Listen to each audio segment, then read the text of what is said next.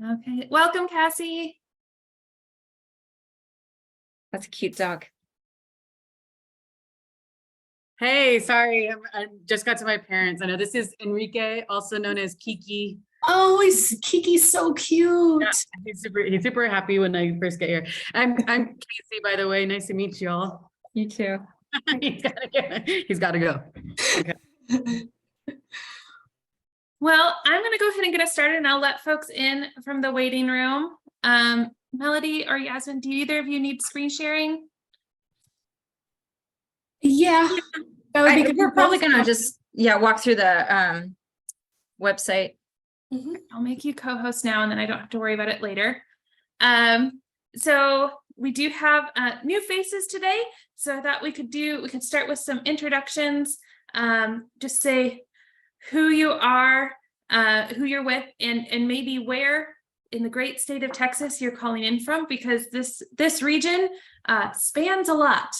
And so I know I've met all of you, but just in case, Sarah, Texas Children in Nature Network, I am in Austin. Rita, do we want to try and see if you can talk now? Nothing yet. We'll come back to you. Casey, do you want to go ahead and go? Sure. I'm Casey Munoz. I'm in El Paso. So way West Texas. What was there anything else to say? What you do? What I do. My background's in landscape architecture, and so I've kind of had niche focuses in children's environments and farm and conservation developments and participatory process. So I've worked a lot with nonprofits, municipalities, and community-based organizations. Melody? Yeah. Hi guys. Melody Alcazar. I am with the City of Austin in the Parks and Rec Department, and I am the program manager for our city's Connecting Children to Nature initiative. And Yasmin? I am Yasmin Anderson, also with the City of Austin Parks and Rec Department. I'm the coordinator for Cities Connecting Children to Nature. And Rita, do we want to give it a try? Nothing yet. Sometimes it's that little, I've had this happen before, and you have to maybe go to like settings. Let me look. If I look at it, I might be able to tell you how I've done it. If you go to settings and devices, you might be able to get some place. But you also robots, so you never know.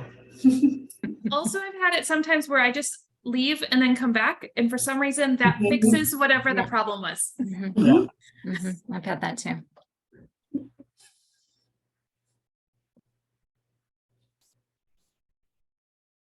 You'd think by now we'd have all this worked out, but every time I figure it out, Zoom does an update, and I'm like, I don't know anymore. So I invited Melody and Yasmin here today to talk a bit about their work with nature play in the city of Austin. And so I'm gonna throw it over to y'all, and maybe also talk about what CCCN is. And then I can talk a little bit afterwards also about Nature Everywhere and kind of where that transition is going. So yeah, that sounds great. I can go first, and then I'll toss it to Yasmin to talk about our programming. So Austin is one of quite a few cities now, part of this Cities Connecting Children to Nature initiative, which is a national partnership between the Children in Nature Network and the National League of Cities. And we use nature as a framework for racial equity. So we have done a few things to try and help guide us. We have a nature equity map that shows the distribution of nature deficient areas of town. So in terms of like where we're focusing our effort, it's going to be in those spaces.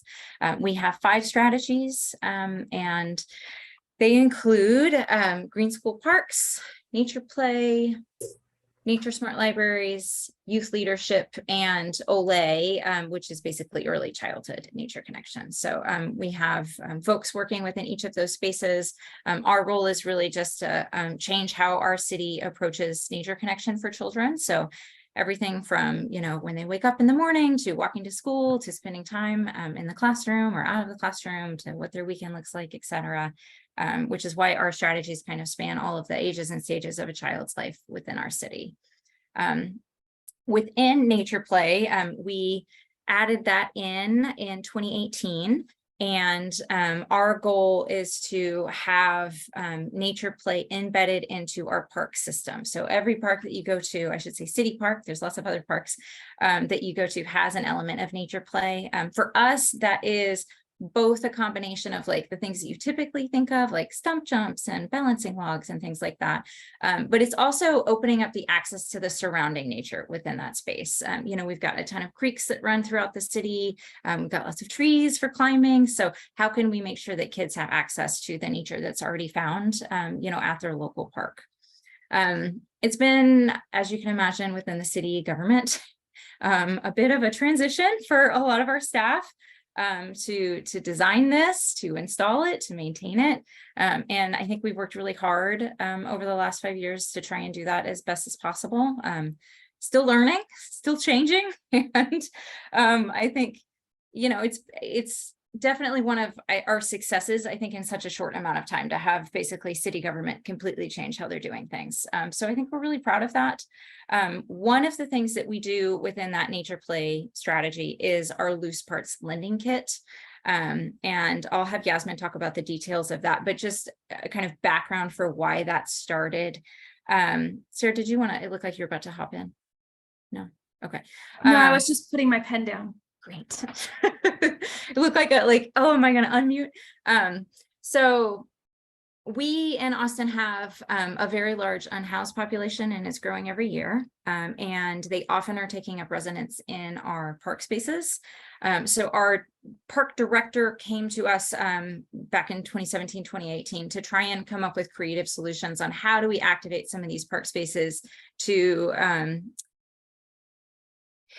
drive out some of the less desirable behavior, drug use, things like that. And activation has been shown as one of those crucial things that you can do that can help shift how park spaces are used by the public. So if you throw in a bunch of kids that are playing all day long, they tend to not want to be used by other folks during other times. So to that end, we had a small group within the Parks Department, our park rangers, that had this like very large loose parts, nature stuff that they would bring out every once in a while to a few sites. But they were very limited at capacity. And, we've got over 300 parks, so it's a lot to try and hit. And so we wanted to kind of take something that we saw that had a lot of potential, that was working really well as it stood, and kind of expand on that idea. And that's where our loose parts lending kit came into play. So it's basically a kit that anyone can check out. You take it to your local park, do with it as you please, and then you return it. So nice and easy in terms of how it can be used, who can use it, etc. But yeah, so just in terms of history and how it kind of started, it actually was a response to try and activate a lot of our unused park spaces.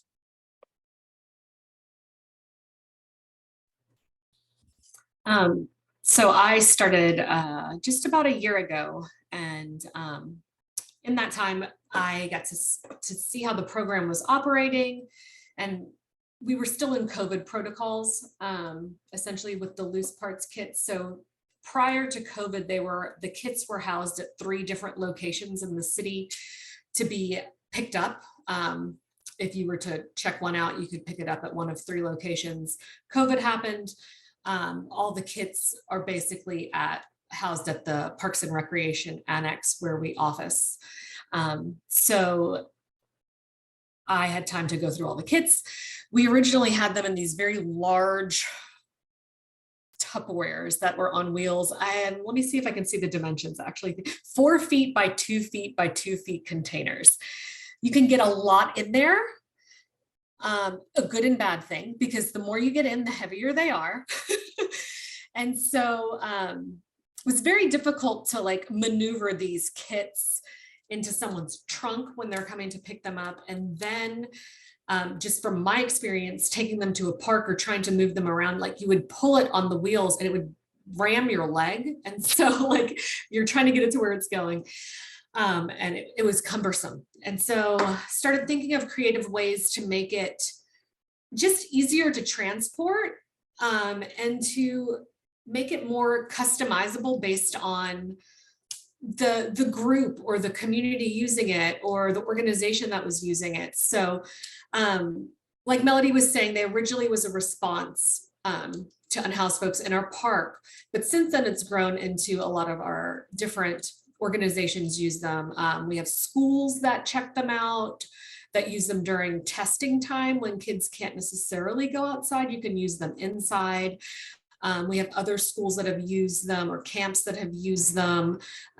Libraries have checked them out recently. Our Adopt a Park groups have definitely checked them out. We use them on It's My Park Day. Community garden groups have checked them out. So that we get all different kinds of organizations and folks who want to use them. And every time we're out with one, we get lots of questions about it. So we have the kits now. We've updated the way that they are stored and the process. Our website is not up to date yet, but that will be soon. But we've revamped the program. So essentially now instead, Melanie, if you want to share your screen so you can kind of show what it looks like. We purchased wagons, collapsible wagons. With big tires that you can use to take essentially into the grass. It's sand if you needed to. And so that is a kit that is put together and ready to go. The good thing about this, I think, is that if someone comes to pick this up and they have limited space in their trunk and can't get this kit in like this, you can remove the content, stack those up, fold the wagon, and squeeze everything in.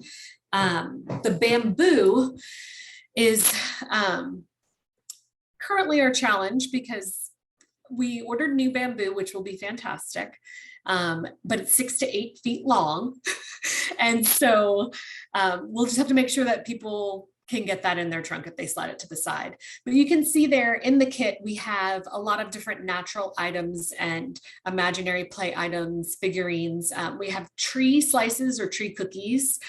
We usually put about 20 of those in, and then there are shells, pine cones, rocks, just different nature items. We have fossils and shells that we got from the Nature and Science Center here that they have a little trade desk. And so we are lucky that we get to go and pick up things quarterly from them. The person that works the trade counter saves them for us. And then there are also, we have some acorns that we found last year that we baked. So those are in there. Sometimes there's sticks. We include magnifying glasses. And then will you click to the next one so I can show the fort building materials? There you go. So the fabric on the top there, that's used with the bamboo to build a fort if they want to build a fort, or it's used as a cape or whatever they decide. Kids kind of, the beauty of this is that children can choose their own adventure. There are no rules. You don't have to intervene. It's truly just unstructured play for their imagination. And I think one of the benefits to this that's just started being used is that the people are using them inside when they can't get outside in this heat. If it's going to be 110 degrees, you can't take kids outside all day long unless you have water and shade. And unfortunately, we don't have those everywhere. So, and there has to be breaks inside, and you can use all of these materials inside just like you could use them outside. Let me see here. I have, I'm gonna share. Oh wait, I'll tell you about this. The bamboo, if you saw it was like wrapped, we use Velcro straps, just like a yoga strap, to wrap the bamboo into bundles. I'm thinking now that we have this new bamboo, it might need 3 straps to hold it together. We're going to see it's a process. This is the next iteration that we took after the Tupperwares, the huge Tupperwares. So we'll see how it works. Maybe the bamboo we might have to cut if people can't transport it, because kids really love those fort building materials. Those are really popular. And that, you either have to have a long car or a truck to be able to transport those. I can share my screen to show you our website. Ooh, I like that. Yeah, it would be there. I don't know where we used to get it from, but there was this like netting that had like a very like natural fiber. I used that as like sheets, just like have people bring in, you know, sheets that they're no longer using. It was Yeah. really cool. All right, I'm gonna share my screen. Yeah, I feel like you might be able to get that from like the garden supply store, because I think a lot of people use that as like a weed barrier. That's a really great idea. We don't currently have burlap sacks, so it's a good idea. So here's our website. We are in the process of updating this. Actually, I'm going to do a training later today to figure out how to update our website. But we have a special logo for the loose parts kit. I like that because it just kind of shows that it's part of, like, you know, a separate little program. And then here there's some pictures of the items being used, kids using them. These are old photos, but I have some new ones too. Here is the old kit. You can see the clunky Tupperware that it was in. And then we used to do 2 kits. Now we've moved to 1 customizable kit. So instead of having 2 kits, basically whenever you click on to the borrow the kits form, it will take you to, can you see that? My loose parts form, okay, good. To this loose parts lending kit checkout form. This is good. I just updated this earlier today, so y'all are like, can be my eyes on it. Kind of gives a definition and overview of nature play and the loose parts kit. And then we just ask that folks fill out their organization, name, email. If there is a specific event, that they include that. And then here's what I added. Instead of having 2 kits, we now have build your kit. So you can click on the things that you want to add to your kit. I'm wondering if folks are going to skip over that, and then we'll choose their adventure for them, which I think will be totally fine. And then down here, we just have a bit of information about the agreement. Oh, I need to change the hours because we're going to make them more available as well. So I've removed our COVID protocols that had still been there, and basically just ask for best practices. Like, make sure if you're sick, don't handle the kids, don't facilitate, and you know, wash your hands, etc. And yeah, they can just click on that, submit, and then we get the email that reserves the kit. We check it and then just reply to the community person who wants to check it out. They come to the PARD annex and pick everything up, and then we do a wrap-up report. That way we can get the information on like how many children used it, their ages, the good, and you know, if there's good feedback, if they have any suggestions. And then a lot of times they'll include photos, which it's always fun. I have some photos I can show you. Let me pull up some pictures, give you an idea of like how we store the tree cookies. That's something that we learned about by having storage. Previously, the storage for these kits were in the basement of the building where we are housed, and there was not a lot of air circulation. And so after talking with the vendor that we used to get these tree cookies, he was very helpful in saying they really needed air circulation around the entire cut of wood, and built these custom shelves for us that are specific for these cookies. This is how he houses them on his land as well. And so it's been really great. We have them in a shed now. And Yasmin, you're still showing the Wufoo screen if you're Am trying to I? take a picture. I think you have to unshare and then reshare, unless you shared your whole screen. Yeah. That's so silly. Okay, reshare.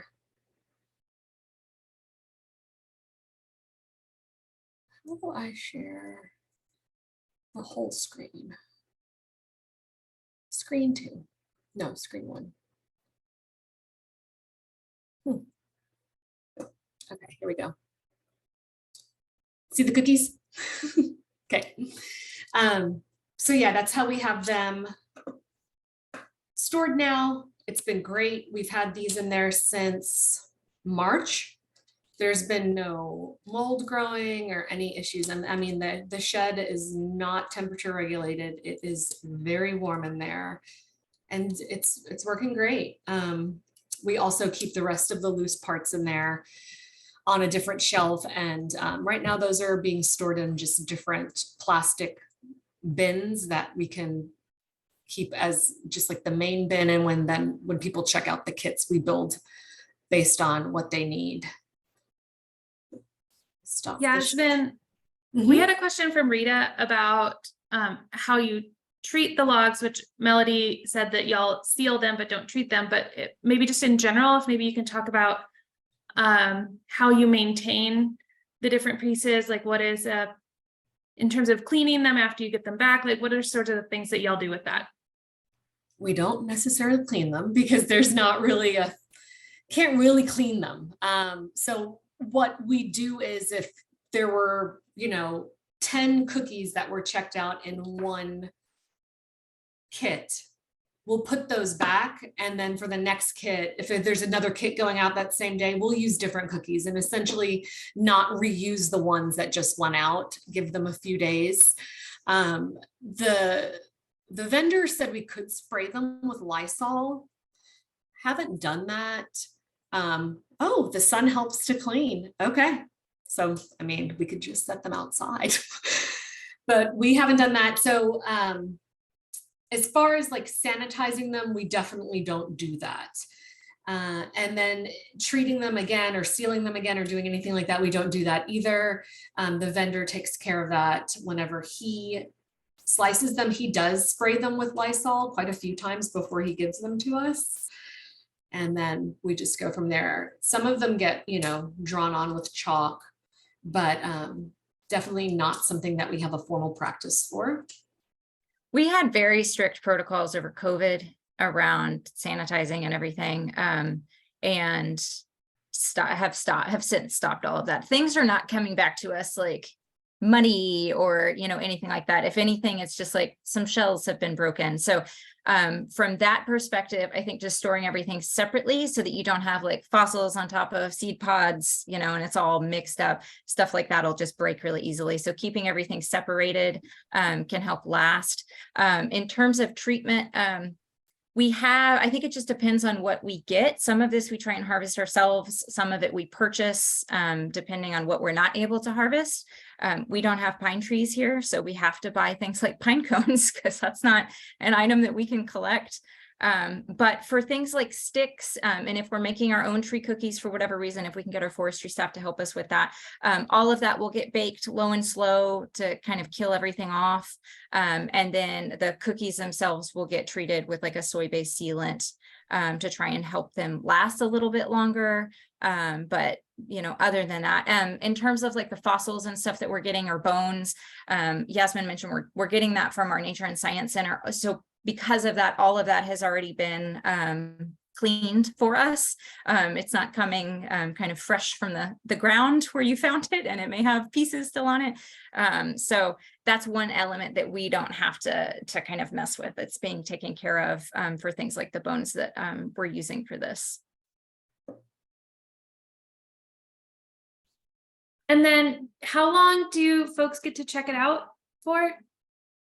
It depends. We have a new policy that we don't want them to keep it for longer than 2 weeks, but we also have a situation coming up where there's going to be a librarian checking one out for a Roots and Wings Festival, and then 2 other dates that are like shortly after that. So we will make an exception depending on, what it's needed for. Right now, we don't have a situation where we don't have enough kits. The demand it's increasing, but we're not to a point where we need to really be strict around checkout rules. With that being said, there's been a lot of interest from different departments wanting a kit. They're like Austin Public Library has shown some interest at a couple of different locations. There's a few rec centers that would like a kit for programming.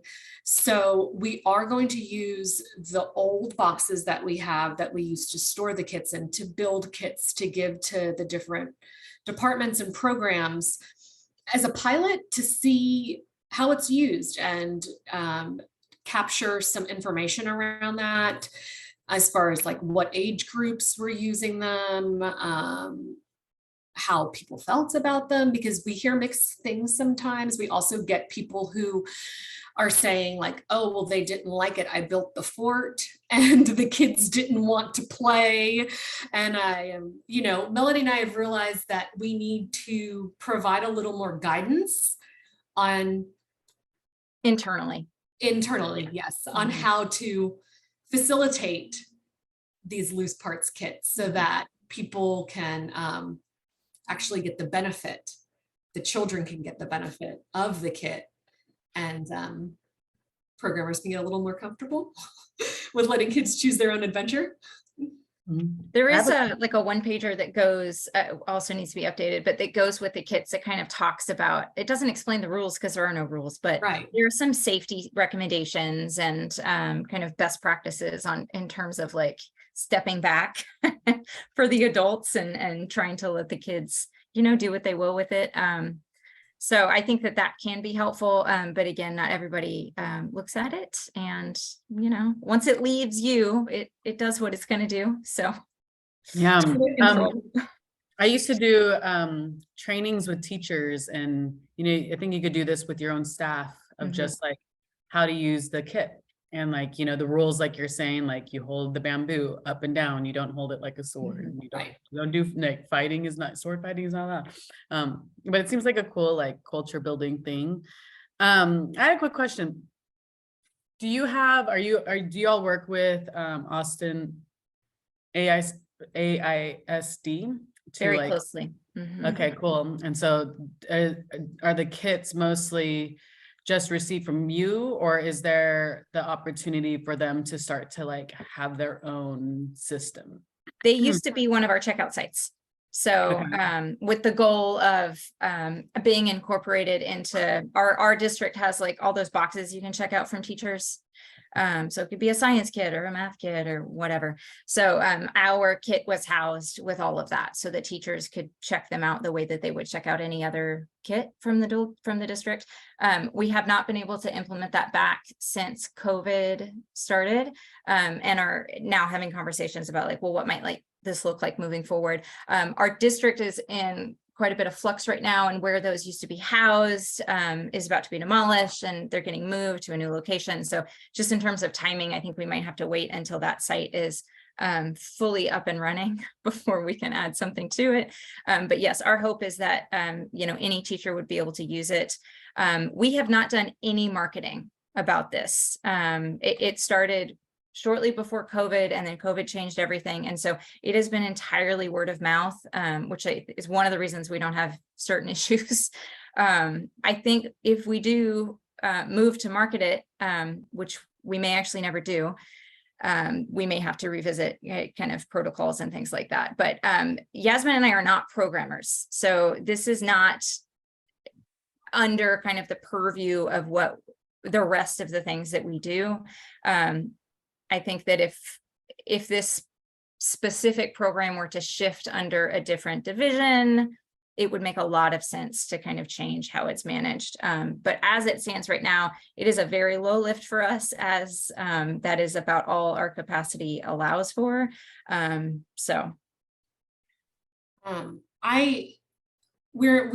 not programmers, but there are occasional times where we'll table an event. Like I'm going to be doing an event in a few weeks at a elementary school about moving your body and health, and we're going to promote the children's outdoor bill of rights, and I'm going to bring a loose parts kit with me, because it's always great to have around if there's going to be children.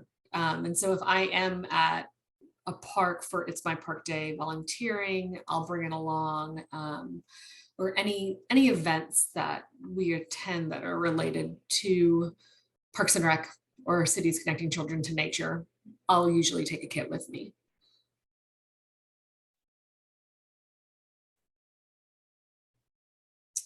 think if there's anything else that I'm missing.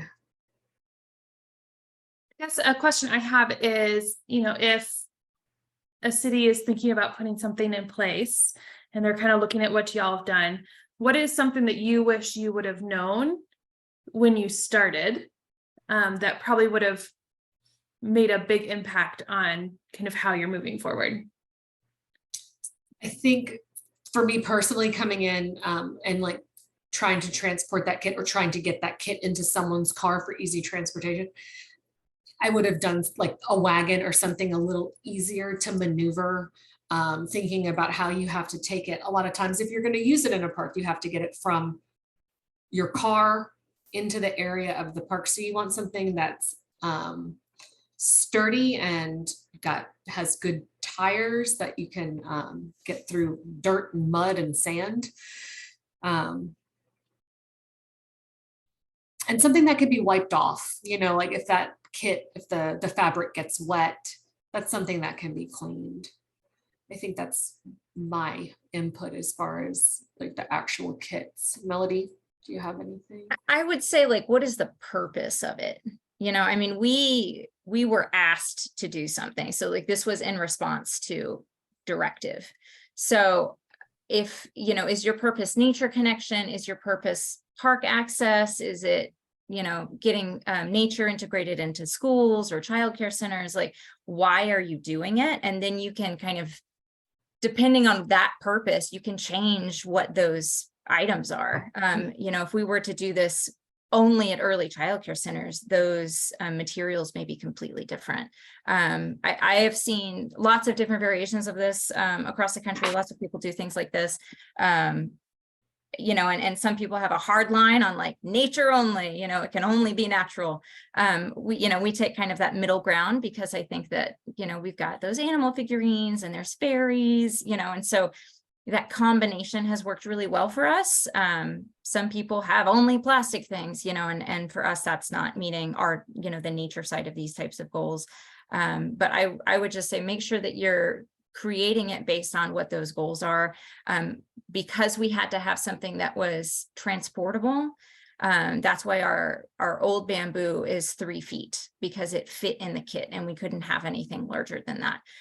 Now that we've shifted away from that, I think we're learning, what different lengths make sense.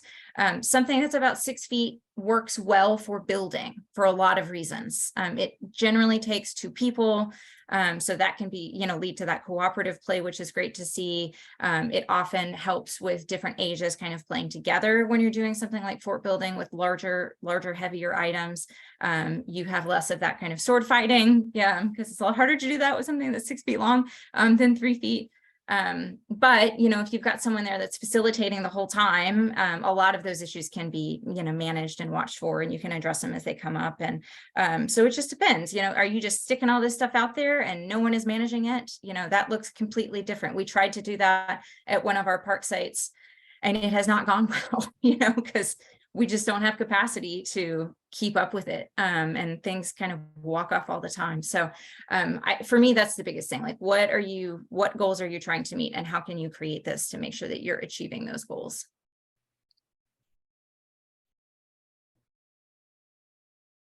Thank you so much. Any other questions? Okay. Well, thank you, Melody and Yasmin. You're welcome to stay for the rest of the meeting, but if you need to hop off, we're going to move on to the rest of our agenda, but thank you so much for your time today. We really appreciate it. Thanks for having us, Sarah. Good to meet y'all. You too. Nice to meet you. Bye. So our next agenda item is just kind of thinking through what are some other types of programs you might want to hear about. We kind of gone through what we had come up with back in December of some things we wanted to learn about. This was the last one on our list. And so, so far we've talked a bit about outdoor learning environments. We've talked about our backpack lending program that we're doing with libraries.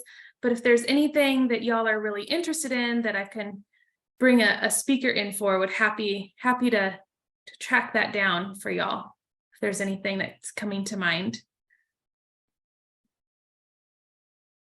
I don't know. I feel like I'd have to think on that. I mean, a lot to me, and just the space that I'm in is like how to work with the district, you know? I don't know if what's been successful in the past. I feel like just being an individual, it's like harder.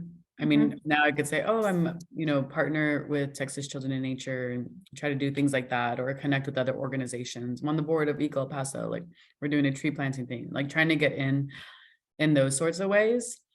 So I understand how to connect those dots, but I'm just curious, I don't know, what patterns people have seen when working with the district, what things like make them light up, what things get them excited. Is it usually around like partnerships and additional funding? Is it mostly approaching their like maintenance and facilities departments? Is it approaching at a superintendent level? Or is it just like getting your foot in the door with the first school? Like just kind of case studies, I guess. Yeah. Rita, anything from you? Can you hear me? Oh, barely, a little bit. Let me turn up my volume. Okay, try again. Can you hear me now? Mhm. Yes, A little bit? yes. Okay. So, what have people, my thought is, what have people done in the past to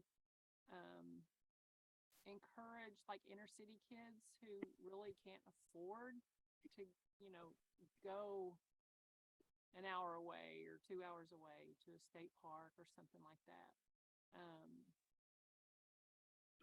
Are there any programs that, that kind of help facilitate getting kids out into something like that when their families can't, or maybe their families need assistance? Maybe they can, but they might need assistance. I don't know. It's just kind of a, because sometimes they can't afford it. So.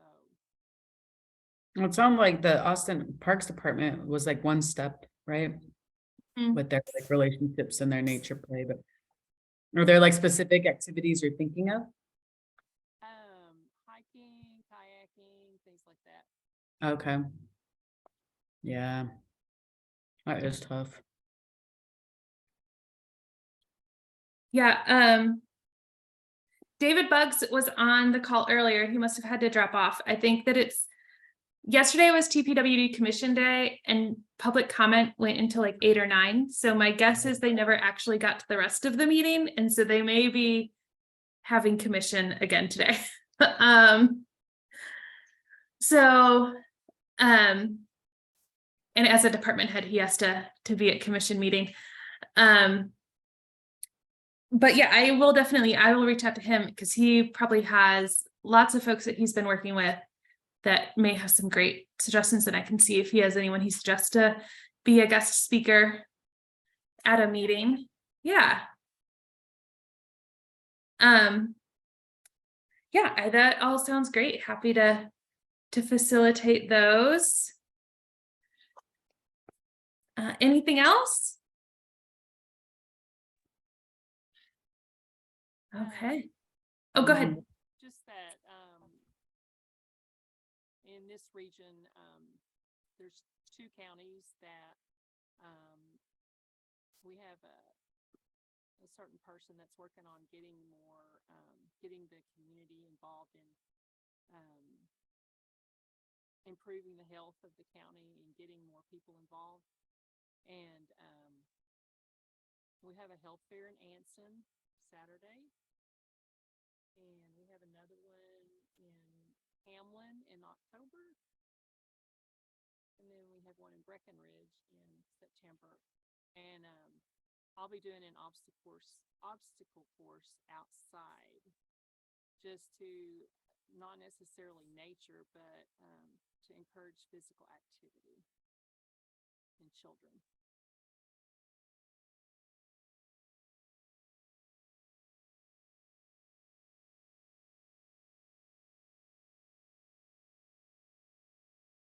That sounds great, Rita, and that kind of transitions us into announcements. Any from you, Casey? Announcement wise or? Yeah, just any announcements about anything? No, I did meet, you had sent me a couple of local contacts here. I did meet Luis Salazar, who's with the American Heart Association yesterday at like an ATP meeting. That's like my biggest announcement, but still trying to get my feet wet here and, kind of working with local agriculture and urban agriculture network. That's kind of the way that they're touching base with like school systems and children. But this area is just ripe for some really great programming and, interesting nature focused landscape development. And so, I know, I just I'm trying to figure it out. Well, for us, announcements are, we do have our field trip next month on September, I believe it's 25th. Nope, September 29th. I'll remember the date one of these days. It's in my calendar. September 29th will be at the Chihuahuan Desert Research Institute. So really excited if y'all can join us for that, to get to meet y'all in person. We'll do, the morning is planned out and then the afternoon is kind of at your own pace. So we'll be out there. So that is coming up. And then I'll put together a meeting in October then, and then our next meeting will be then after that at the summit. So the summit is coming up December 6th through 8th. So we're really excited to be presenting that this year. We've got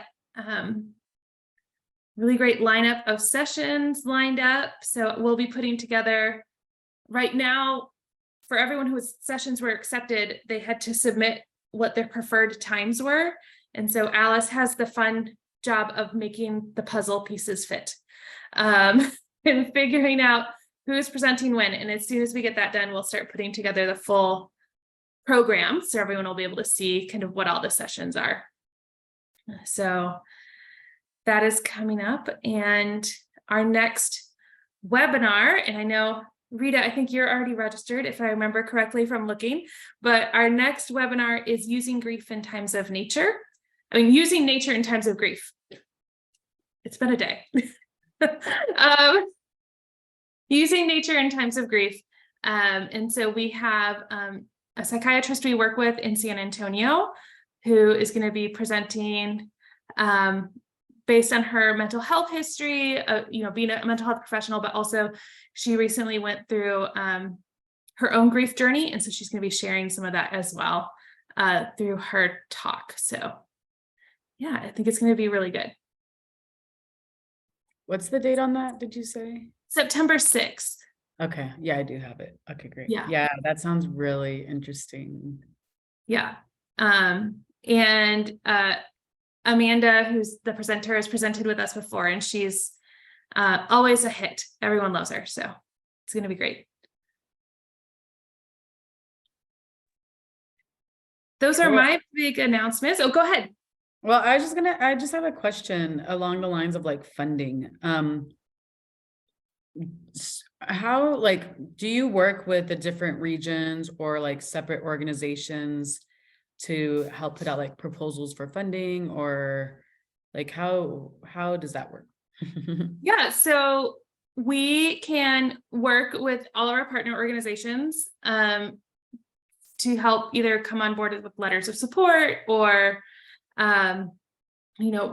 what you need for different grants. We're happy to work with you on that. That's kind of the main way it comes through. Rita works with DSHS and they are one of our biggest funders. We really appreciate the funding that we get from them. But yeah, so we're happy to work with various organizations as they're putting together proposals. For instance, I just had a call this morning with a department out of A&M that's looking to do some research. They asked if we could help, if they could list us as a partner on a proposal, and we were happy to do so. So great. Yeah. Rita, what do you do? What's your organ, or I don't know, DHS? Department of State Health Services. Okay. I'm in the health and, hold on, the maternal and child health section. Okay. Community health improvement. And I work in Region 2, which is the counties around Abilene. Okay. But just the rural counties that don't have a health department. And my focus is on physical activity, nutrition, safe sleep, safe infant sleep. Hmm. I work on getting more mother-friendly businesses. So those are some of the main things that I do. Yeah, great. Thank you for sharing that. Any other questions? Okay. Oh, I have one. Yeah. Where's my notes? Let's see. Oh, what is the Roots and Wings Festival? Hmm. Yeah, so that is a festival that happens here in Austin. A few years ago, for a long time, they've had a monarch themed festival every fall because the monarchs migrate right through Austin. And so that's how it started. That's where the wings in Roots and Wings comes from. And it's also right around Texas Arbor Day. And so they realized that we could combine the two. And so what they do is actually, instead of it being one kind of centralized festival in a park, what they've done is work with a bunch of different nature organizations all across the city, also various schools, libraries, so on. And they put on events all across the city during that weekend. And so families can go to whatever's closest to them or whatever interests them. So it's a way to make sure that everyone has access to the festival, as opposed to making it just downtown where you have to pay to park and get down there and all that stuff. And then also what they started doing is they offer mini grants. So they started doing this a few years ago. So you can actually apply for a mini grant to pay for your program.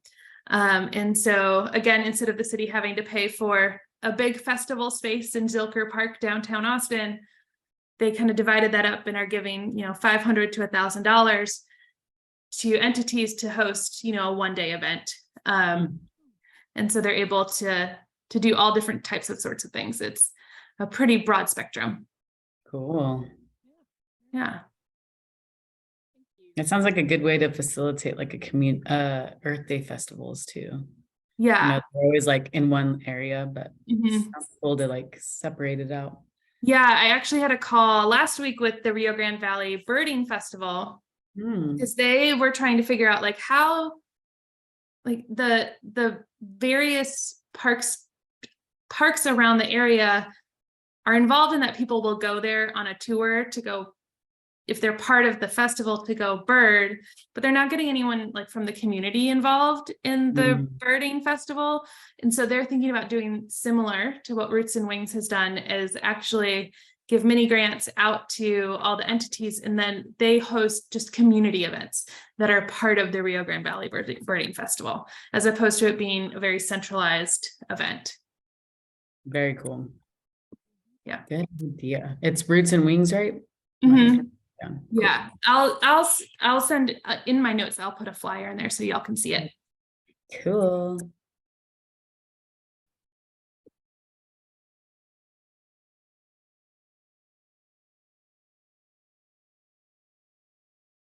Yeah. Any other questions?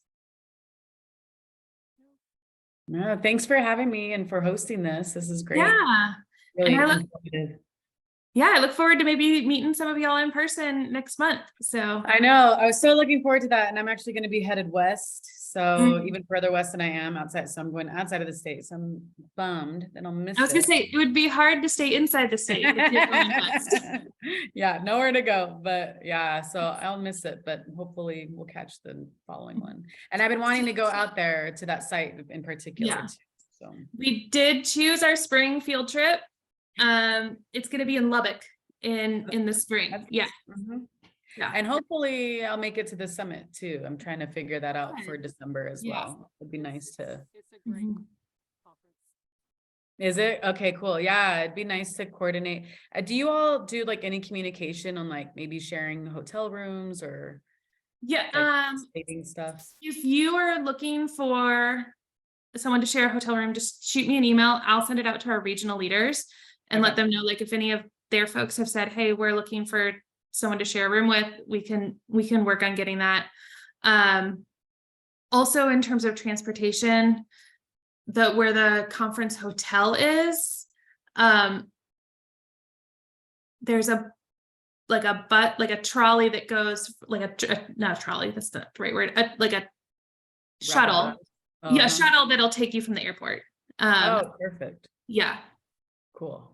So, Oh, yay. Good planning. so Cool. Yeah. Well, yeah, hopefully I'll see y'all then and spring. yeah. Well, thanks y'all, and have a fantastic rest of your day. Try to stay as cool as you can. You too. Yes, It will thank you. eventually be fall. It will happen. Yeah, It's coming. Yeah. soon. So, well, thanks y'all. Have a good rest of your day. You too. Bye. Bye.